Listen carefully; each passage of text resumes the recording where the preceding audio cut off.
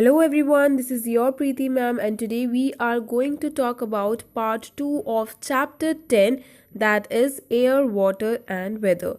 So if you have missed the part 1 video, the link of part 1 video is given in the description box along with the link for the playlist of class 3. So you can go there and check out all the videos of explanation of the chapters along with the exercise questions. Also, if you are new to my channel, do consider subscribing it right now and press the bell icon for latest updates. Also, you can follow me on Instagram and on my Facebook page where I upload the answers for quick assignment questions given in your textbook. Now, without further ado, let's start.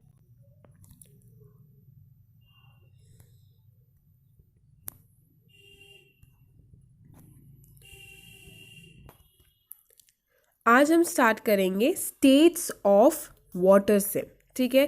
So we know that water 3 states में exist करता है. You know that water exist in 3 states which are those solid, liquid and gas. The states of water can be changed by cooling or heating it. और इन states को हम change कर सकते हैं गर्म करके या ठंडा करके. मीन्स अगर हमें सॉलिड से लिक्विड की तरफ जाना है तो हम वाटर को गर्म करेंगे, ठीक है. सो वो लिक्विड में जाएगा. देन लिक्विड से गैस में लेके जाना है तो देन अगेन हम उस वाटर को हीट करेंगे. एंड अगर हमें उल्टा जाना है मीन्स गैस से लिक्विड देन लिक्विड से solid, then we have to cool water, ठीक है. सो हीटिंग और कूलिंग की हेल्प से हम इन स्टेट्स में इंटरचेंज कर सकते हैं. For example, take some ice cubes in a bowl and leave them for some times. एक कटोरे में हमने अगर आइस निकाल के रखे और उनको कुछ देर के लिए रखा तो what we will see that the ice will melt. The ice melts and changes into water. वो जो बर्फ है वो पिघल के पानी बन जाएगा and this is called melting. इस प्रोसेस को क्या कहेंगे हम? मेल्टिंग, ठीक है. Next is, have you ever noticed when your mother heats water on a gas, after some time water escapes out of the pot in the form of steam or water vapor. This is called boiling या फिर evaporation. तो जब हम किसी पतीले में पानी को गर्म करते हैं, इसको बॉयल करते हैं, उबालते हैं, तो क्या होते हैं? बबल्स हम देख सकते हैं उसके सरफेस में एंड देन उसके ऊपर एक धुआं दिखता है हमें. दैट धुआं is nothing but water vapour coming out of that pot. So this process is called boiling or evaporation. Next is, if you hold a cool plate against the steam coming out of the pot, you will see water droplets on the plate. This is called steam changes into water on cooling. So this is because steam changes into water on cooling. It is called condensation. तो अब अगर हम उस गर्म चीज़ के ऊपर एक plate से ढके थोड़ी देर बाद अगर उसको उठाएं तो हम उस प्लेट पे वाटर ड्रॉपलेट्स देख सकते हैं, ठीक है. मीन्स जो धुआं था, जो स्टीम था, वो अब वाटर में चेंज हो गया है, ठीक है. ये क्यों हुआ है? ठंडे होने की वजह से. बिकॉज जो जिस प्लेट से हमने ढका था उस चीज़ को, वो प्लेट ठंडा था. मीन्स ये जो प्रोसेस है, मीन्स कूलिंग की वजह से जो स्टीम है वो वाटर वेपर में चेंज हो रहा है. जो स्टीम है वो वाटर ड्रॉपलेट्स में चेंज हो रहा है. तो उस प्रोसेस को हम कहेंगे condensation. Clear? Next is about, so we see that ice, water and water vapor are the 3 forms of water. Water changes from one form to another by heating or cooling. तो हमने जितने भी examples देखे वहाँ से हम क्या conclude कर सकते हैं कि आइस, वाटर और वाटर वेपर, ये 3 स्टेट्स होते हैं वाटर के. जो हमने टॉपिक पढ़ा था स्टेट्स ऑफ वाटर, तो इसके क्या क्या स्टेट हो गए? 3 स्टेट हो गया. आइस जो कि सॉलिड में है, वाटर जो कि लिक्विड में है एंड वाटर वेपर जो कि गैस में है, ठीक है. सो ये 3 हो गए फॉर्म्स ऑफ वाटर. और ये जो वाटर है वो एक फॉर्म से दूसरे फॉर्म में चेंज हो रहा है बाय हीटिंग और cooling. Clear with this? Next we are going to study about the water cycle. तो have you ever thought what happens to the water of the wet clothes when they are spread in the sun? जब हम अपने कपड़े सुखाने के लिए धूप के नीचे कपड़ों को डालते हैं, गीले कपड़ों को डालते हैं, तो वो सूख कैसे जाते हैं? उस वाटर का होता क्या होता है? Let's find out. The heat of the sun changes the water present in the wet clothes into water vapor that goes into the air। तो जो सूरज का जो हीट होता है वो क्या करता है, इन वेट क्लोथ्स में जो वाटर प्रेजेंट है उसको वाटर वेपर में कन्वर्ट कर देता है, ठीक है, जो कि एयर में चला जाता है।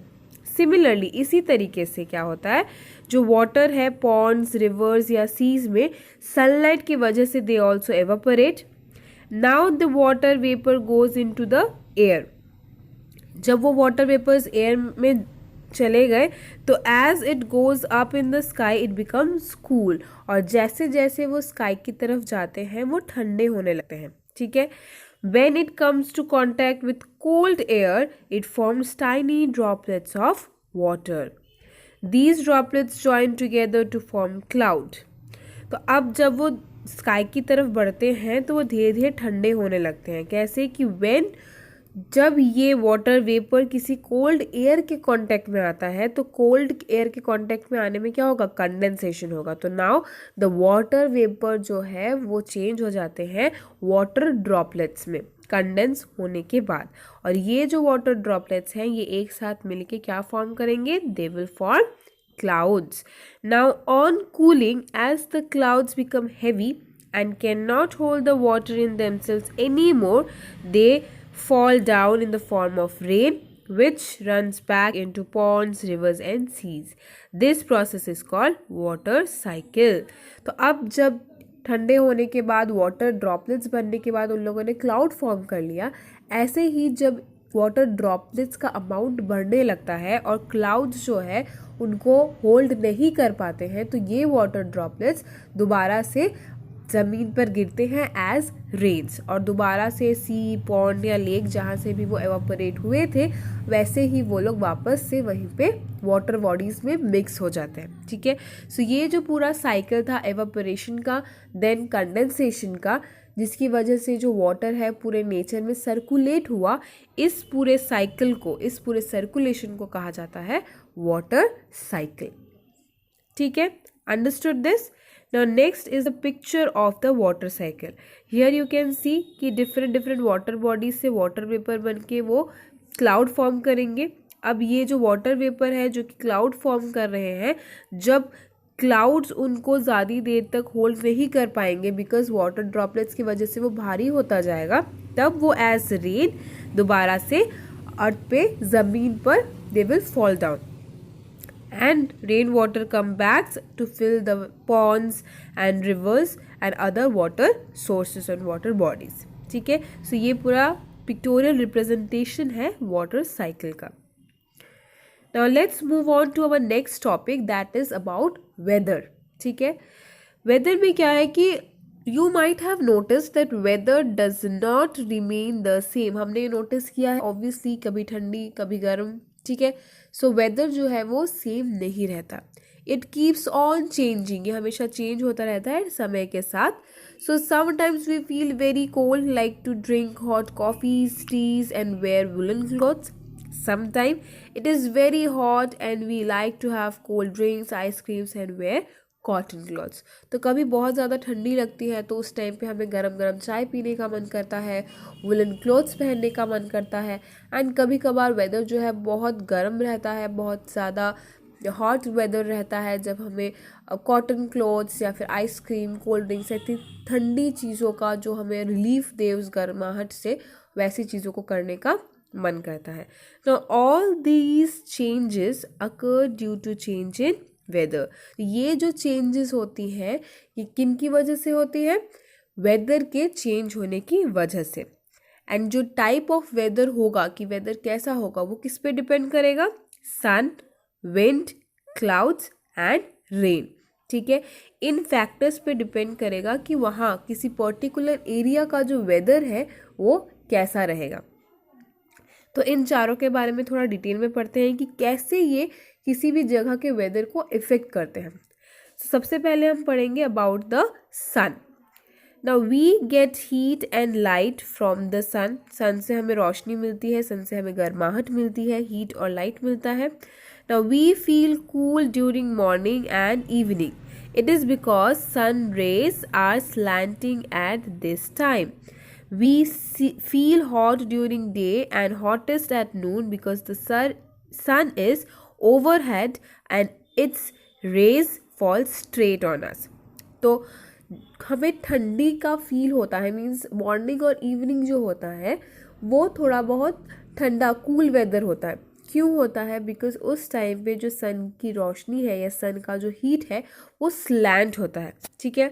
लेकिन अगर हम बात करें पूरे दिन की एंड स्पेशली आफ्टरनून की, तो सन का जो हीट है, लाइट है, वो पूरा डायरेक्ट हम पे पड़ता है. इसीलिए उस टाइम पे हमें गर्माहट का एहसास होता है and compare to that of morning and evening जब सन की रोशनी स्लैंटेड होती है, ठीक है.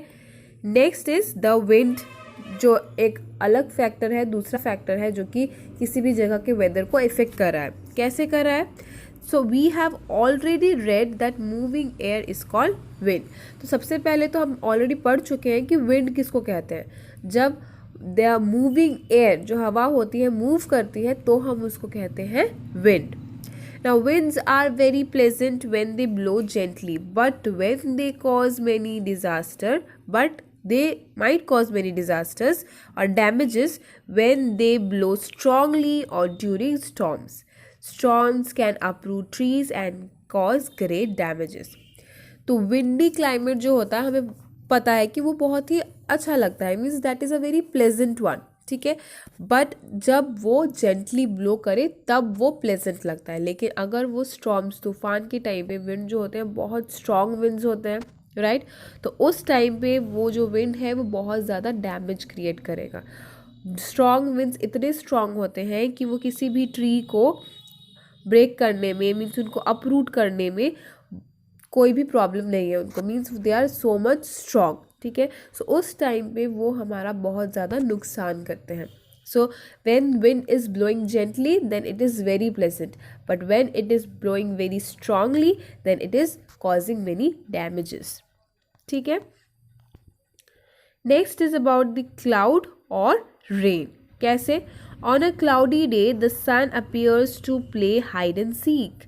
The sun rays are blocked, so it is not very hot during the day. Cloudy nights are warmer because they do not allow the heat of the earth to escape. तो cloudy day में क्या होता है, जो सन जो है वो ऐसा लगता है वो हमारे साथ हाइड एंड सीक खेल रहा है. कभी हमें सूरज दिखता है, कभी वो बादलों के पीछे छिप जाता है. तो इसीलिए कहा जा रहा है यहाँ पे कि सन क्लाउडी डे में ऐसा लगता है कि वो छुपन छुपाई खेल रहा है. They are playing hide and seek, ठीक है. तो सन की जो रेज है वो क्लाउड्स की वजह से ब्लॉक हो जाते हैं दिन के समय में, इसीलिए हमें उतना गर्माहट का फील नहीं होता, हम उतना हॉट फील नहीं करते दिन के टाइम में. बट जो क्लाउडी नाइट्स है वो कंपेरेटिवली गर्म होती है, क्योंकि वो जो एयर है, जो गर्म एटमॉस्फेयर है, वो एस्केप नहीं होने देती अर्थ पे, ठीक है, वो बाहर जाने नहीं देती क्लाउड्स की वजह से. तो इसीलिए cloudy nights are warmer than that of cloudy days, ठीक है. Next is when the clouds become heavy enough. अब जब क्लाउड्स बहुत ज़्यादा हैवी हो जाएंगे, जो हमने वाटर साइकिल में भी इस बारे में पढ़ा था कि वाटर ड्रॉपलेट्स की वजह से जब क्लाउड बहुत ज़्यादा हैवी हो जाते हैं तो what they will do, those water droplets will fall as rains. Now rain cools the earth, वो ठंडा करेगा पूरे अर्थ को. And rain is a boon for farmers when it falls at the right time. और ये जो rain है वो एक्चुअली एक ब्लेसिंग की तरह है. Boon means a blessing for farmers, ठीक है, अगर वो सही समय पे हो रही है, ठीक है. अगर it is a right time rainfall then it is a very good thing for farmers, क्योंकि उनकी फसल अच्छी होगी, ठीक है. तो अगर फसल अच्छी होगी तो ऑब्वियसली वो मार्केट में उसको सेल करेंगे, तो उनकी फाइनेंशियल कंडीशंस भी अच्छी होगी. तो इन दैट केस फार्मर्स के लिए ये एक ब्लेसिंग है अगर रेनफॉल सही समय पे होती है तो. So this is how the rain and the clouds are affecting the weather. Understood? So students, that's all for today's video. In our next video, we will continue with this chapter. Till then, stay tuned and thank you.